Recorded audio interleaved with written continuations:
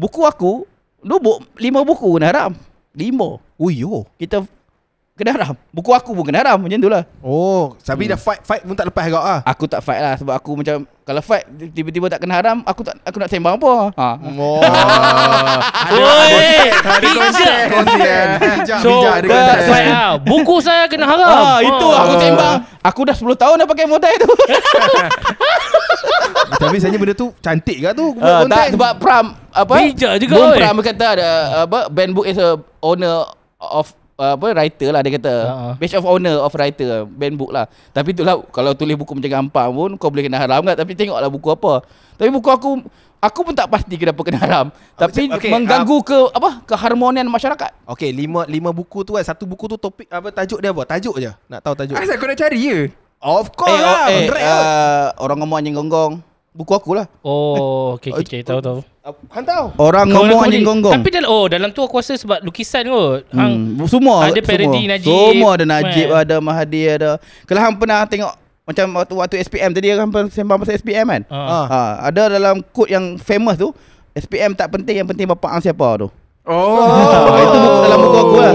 So gambar Najib, gambar Mahathir tengah pegang mukris kan. Dia punya lukisan tu. Wih, betul-betul reality punya lama tu. So kalau SPM aku dah ada bahan lah, iaitu keluarkan balik lah. Di-issue balik lah. Buku tak di-issue. Tak boleh lah. Kalau ni siapa ada buku tu dan siapa jual, memang boleh kena tangkap. Oh, serius lah? Ya, buku haram. So kami apa? Aku tak ingat banyak. 5 buku lah. Antithesis buku Ben Sali, yang buku first Ben Sali. Okey, kita tahu Ben Sali. Ben Sali siapa? Yang dia dulu ada isu kontroversi pasal apa? Oh, yang Kalimah agama. Allah. Banyak lah aku dia. Tapi first buku dengan kami lah kena haram tak? Dengan dia? Buku yang dia lah. Oh. Apa lagi? 5. So buku kami yang paling laku pun tajuk dia Terima Kasih Si Babi Hutan. Lepas. Oh, tu lepas kena haram. So macam aku cakap tadi, bila hang baca buku tu cool kan, aku rasa kalau buku tu jual 30,000 kan, aku rasa 25,000 orang tak faham buku tu. Dia pasal yang lepat ni aku tak baca lah. Aku tak baca buku dia. Tapi aku, sebab aku jenis aku tak suka membaca. Aku suka visual. So aku dengar cerita yang dia dekat YouTube dia tu, aku tahu dah apa benda dia tulis kat buku tu. Nampak macam tu kan. So aku nampak lah. Aku lebih so hang yang print ni first dulu 2000 berapa dah, 2015. Tapi memang orang cakap memang tu kau-kau lah kan. Itu kau-kau. Itu aku ingat peak.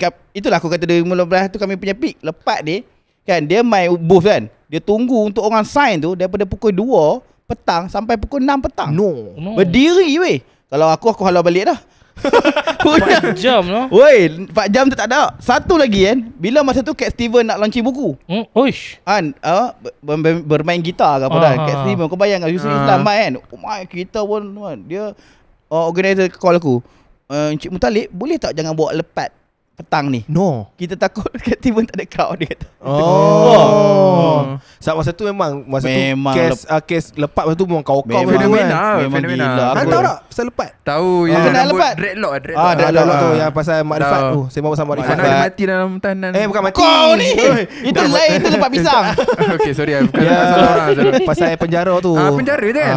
Tak, anak dia hilang dari tahanan. So bini dia bawa lari kat sana. So dia cakap macam tu lah. Kita ni tengok Mak Saleh sikit kan, Inzal kan, Mak Saleh sana, kalau hang pandai cakap Mak Saleh tak peduli pun lah. Macam tu lah kita punya tahap. Bukan mati, hilang dari pertahanan, dia buat lari dulu. Aku suka tu. Aku suka layak enggak dia dulu. Boleh lah.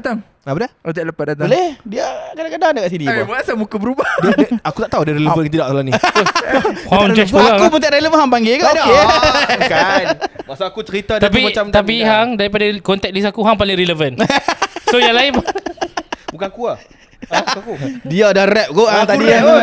Hang memang ada kat sini masalahnya. Dia wajib. Okay.